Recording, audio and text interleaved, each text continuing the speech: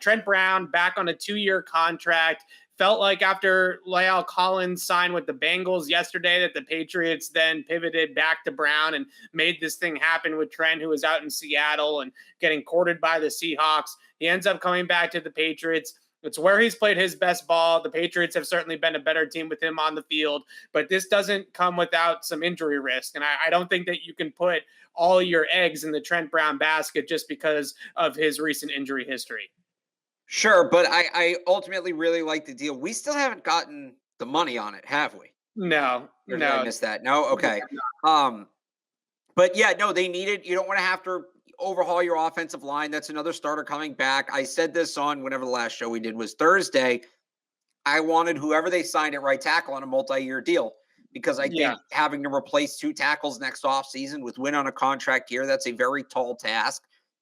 If Brown gets hurt, it doesn't matter if it's a 1 or 2 year deal. If he gets hurt, you're replacing him next year anyway. If he stays healthy, now you don't have to worry about it. So we have to wait and see the money. What did Collins got? What, like 10 million? Yeah, he got a 3-year, 30 million max value. So I would imagine it's something between what, 215 and 218 for Trent Brown, somewhere in that range, depending on how much of a hometown discount he was willing to give the Patriots. But that's about right. For a starting right tackle, that's a pretty good deal. Even with his injury history, that's about right. So yeah, checked a lot of boxes with that deal. Felt good about that. Like I said at the end of every show last week, it's a long process. I know it didn't get off to the start everybody wanted, but now you're kind of starting to see some of these moves come together. Yeah, I think after you see Trent Brown come back, when he went out to visit with the Seahawks, there was some concern that he wasn't going to leave Seattle without a contract, and the Patriots were going to be replacing 3 offensive line spots instead of just 2. Now you sort of see the writing on the wall of what they're kind of doing, right? Where this picture on the offensive line is coming a lot more clear, at least on paper. You put Trent Brown at right tackle. You're probably putting Onwenu at right guard on that right side. You have Brown and Onwenu together on the right side.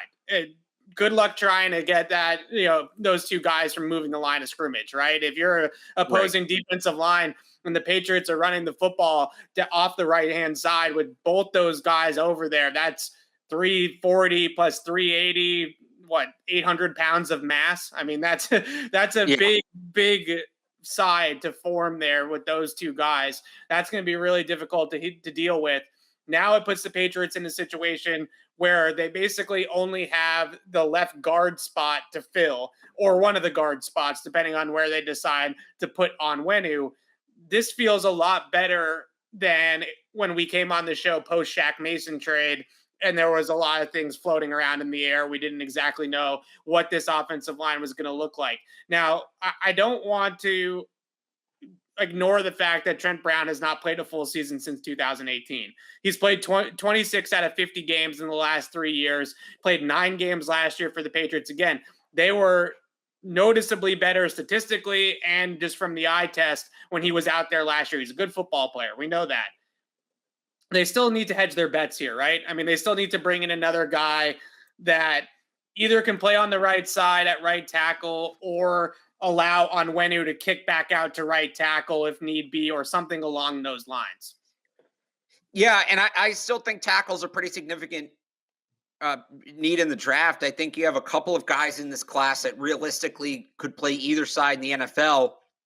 You take one of those guys, so for instance here, Nate Solder, when they drafted him, he played right tackle his first year because Matt Light was still here. And then they moved him over to the left side the next year, and they got Sebastian Vollmer after that. I wonder if a similar setup is kind of where you go, because Isaiah Wynn's no guarantee either. Draft a tackle who can play either side, and he's going to fill in somewhere, and then he gives you insurance this year. Right. And then you have a potential starter. Like, draft this guy relatively high, and then you have a potential starter in one of those 2 spots next year. I think that's a big deal. So as we get closer to draft, we start looking at tackles. I know there's tackles you like. I know there's tackles I like. But I think even more so than a normal year, we're going to be putting a premium on some of those swing tackles because that's now a big role. Right. And I know that you always laugh about let's move every tackle inside to guard, right? But I do think that a guy that can play guard and tackle would go a long way for the Patriots because So you don't. I come in Wenwu then, because apparently he's a guy who should move inside to guard according to NFL Network. Yeah, you just don't know where the spot you might need to fill, right? It could be a guy that could compete at left guard right away. It could be a guy that if one of their interior guys goes down, fills in for one of those guys inside, or it could be a guy that moves over when Trent Brown goes down or whatever. When you start shuffling things on the offensive line, you have to have options. The one guy I want to mention in that realm who I've really, really liked in the film that I've seen is Sean Ryan from UCLA. Chip Kelly guy, played left tackle at UCLA.